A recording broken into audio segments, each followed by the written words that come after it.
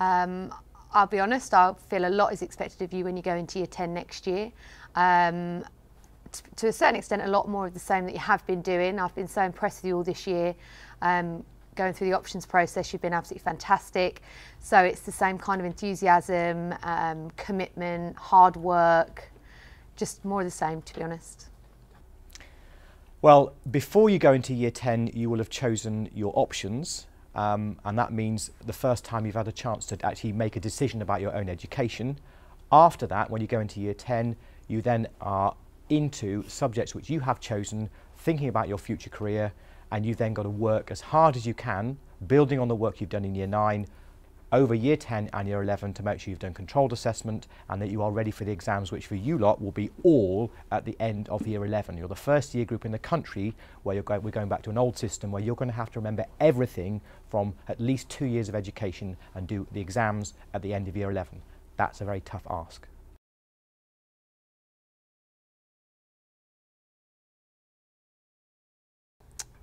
I don't think teachers are putting too much pressure on you to do well in exams. I think we just want the best for you. I think the support that we're giving you to do well is getting better.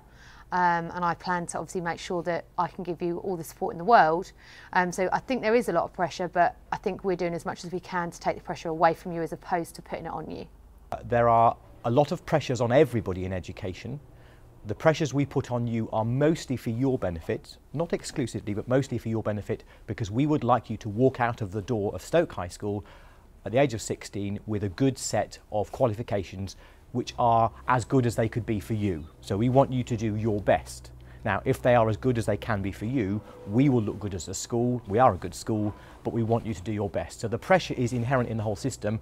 If we want you to do well, that puts pressure on you and us. It puts pressure on us. We have to deliver that. I've just tapped the mic. We have to deliver that so that you can do your best.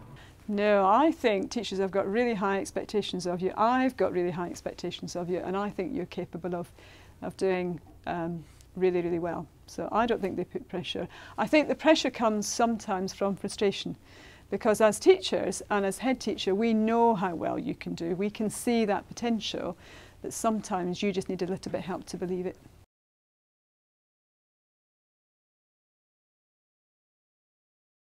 In terms of coping with stress with exams, I would say make sure you're prepared. So start early, revise early, make sure that you're here. You know, if you're here and you're attending, you're going to know what's going on. You're going to have been to the lessons in the first place. So you're then ready for your revision.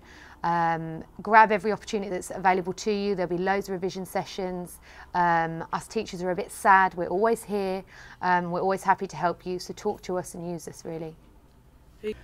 Planning, which is something that I'm not very good at, but if you can plan when you're building up, getting ready for exams, it's putting things into bite-sized chunks. That's why the website on BBC is called Bite Size. If you say, right, I'm going to revise geography, that's huge. That's sort of 20 pages of a syllabus. But if you break it down and say, right, I'm going to do this particular topic, I'm going to revise volcanoes. I'm going to spend an hour revising volcanoes, and then I can go and check with a teacher or do a question on volcanoes. I know I've got it right. So break it down into small bits for everything that you do. I think it can be a really stressful time. I think that I would encourage all of you to have an outside hobby or an interest and to balance your time so that you organise your time so that you are working hard in school and you do allow time for exam preparation and homework, but you also allow time to do the things that you enjoy.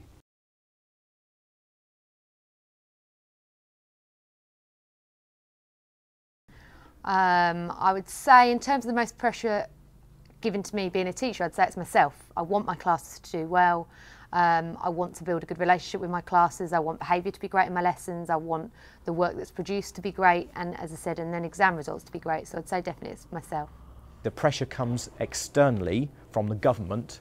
Because of Stoke's catchment, we are quite close to a catchment, a limit where if our grades aren't good enough, they will say we're a failing school, and that's not fair on Stoke because we do a good job. So there's a lot of pressure for us to get above that. That means that we work very hard for you lot to make sure that actually you do as well as you could do. Change of government gives me a lot of pressure because they completely change. So a new education secretary from central government obviously comes out with a whole new ideas of things that they would like me to focus on. So politics sometimes put a great deal of pressure on head teachers.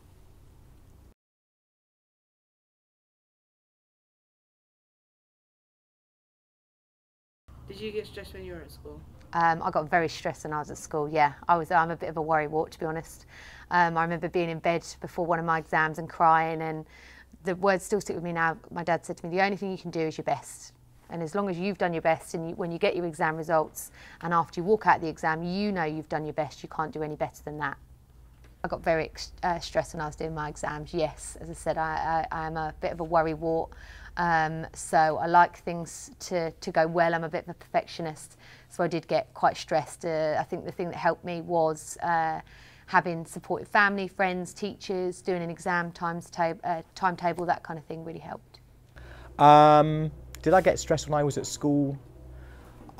Not very. I was almost too chilled when I was at school. I worked very hard at the last minute all the time, and I sort of still do that now. When I got to university, however, and I didn't plan very, very well, I found it very difficult. I wasn't a very good student at university because I hadn't learnt how to do that when I was at school. And nobody told us in the 80s how to learn very well, how to be good students, whereas we try very hard now to help you be good students.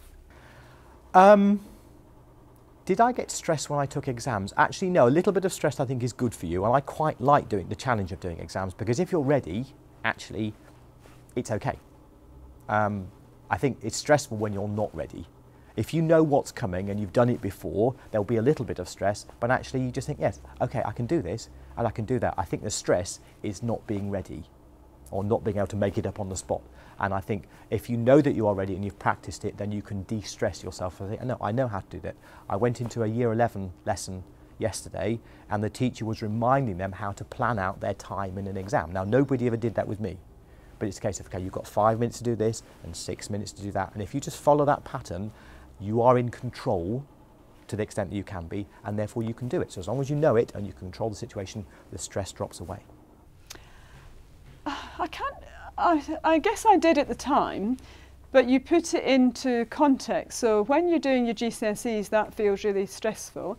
And I can probably answer this better as a parent than when I was at school. So I can still very vividly remember my children being a bit stressed when it came to GCSEs. But then they moved on to do A-levels, and they thought, oh, actually GCSEs weren't really stressful at all. And then they moved on to university and they thought, oh, well, A-levels weren't really that stressful at all. So it's kind of all relative, really. So yes, I'm sure that I probably did feel stressful. But now when you are doing a very demanding job, and I sometimes still have to do different tests and exams for different types of things, and that can be more stressful. So it's in context. So yes, I probably did, although I can't really remember it. But then you move on to the next stage, which is even more of a challenge. And when you rise to that challenge, you then look back and think, was that really stressful? No, actually, they were easy compared to what I'm being expected to do now.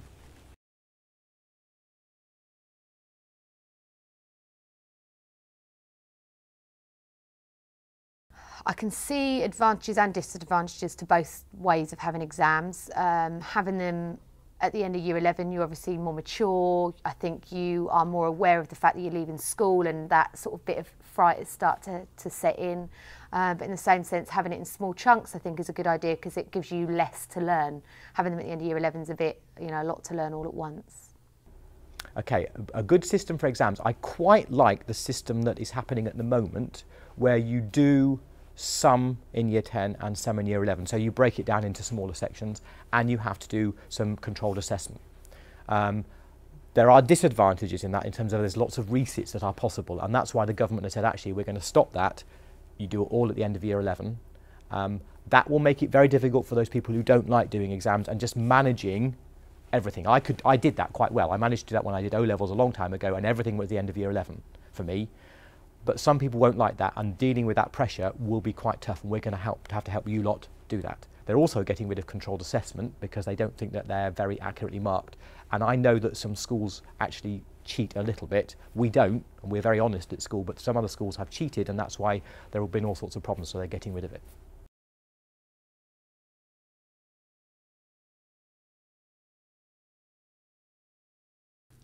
I think you have quite a lot of pressure on you to do well at school, but I think it's with the best intentions. You know, us as teachers, as a school, and your parents, we want you to do well. We want you to have all the opportunities in the world open to you when you leave school. So I think you have a fair bit of pressure, but there needs to be, and also we do try and help you with that pressure by offering revision classes, you know, and all sorts of different methods of support that we can give you. Too much pressure put on you. I think that depends on the individual student, because I think what might be too much pressure for you is actually not enough for some students. I think generally, if you put too much pressure on some girls, and this is very generalisation, actually they can go under and it's almost too much and they lock up and they don't do very well. Actually, some boys are quite lazy and need a lot of pressure even to do their shoelaces up in the morning. So it's debatable. I think it's by individual case. There is a lot of pressure you need to do as well as you can. Some of it is about pressure, some of it about support, and just saying actually, if this is going on, these are the things that you can do to help yourself. If you do them, then that takes the pressure off. If you're not doing them, then we need to help you do those things so that actually you're not under too much pressure.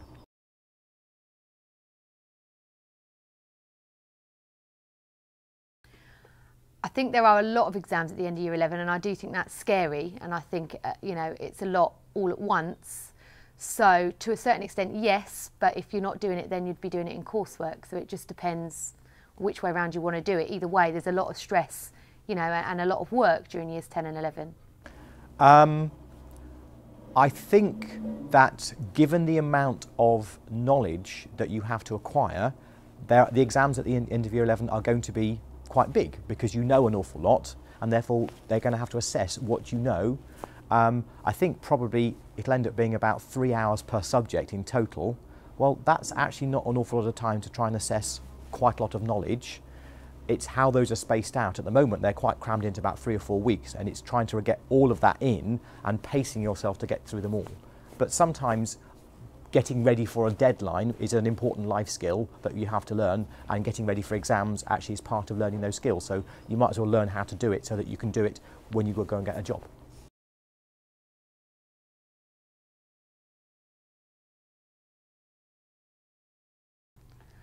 I don't think you have too much homework. I think it builds up quite nicely as you go through the school. In year 7 and 8, it's sort of getting you into the routine of doing your homework, and then it starts to get more serious in years 9, 10 and 11. So I don't think you have too much. I think we sort of stagger it quite nicely. No. This will be slightly controversial. I don't think you have too much homework. I, as a parent, dislike homework intently. I spend a lot of time supporting my children at home doing their homework, and it's all very interesting and it helps me understand what's going on at school. But actually I also want them to do other things with their life, like they do instruments and things like that, and we go and play in the park. And actually I think I would rather give students less homework and have them more time in school, so that when you go home you are children, because I don't think we allow our children enough time to be children in school. I think when you get ready for exams, yes, you do need to be disciplined and sit down and do some work before the exams, but other than that, I personally, this is not a school opinion, I think we should give you less homework. I don't like homework at all.